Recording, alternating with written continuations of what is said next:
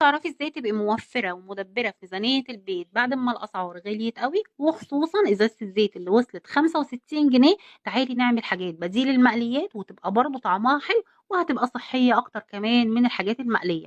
هنبتدي النهاردة بوصفة السمك. هتجيبي أي نوع سمك بتحبيه، هتنضفيه كويس جدا وتتبليه بالتتبيلة اللي انت متعودة عليها. بعد كده هنجيب صينية فرن أو بايركس أو طاجن، ونحط فيه بصل وفلفل وطماطم وقشر الليمون اللي انت تبلتي بيه السمك، حطيه مع الخضار. هيشيلك اي زفاره في السمك وهيديكي ريحه اقوى للوصفه.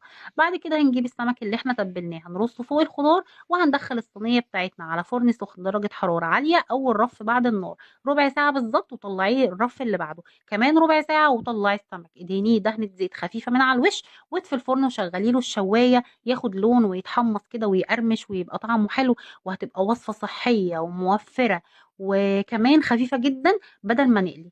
تابعوني عشان هننزل وصفات تانية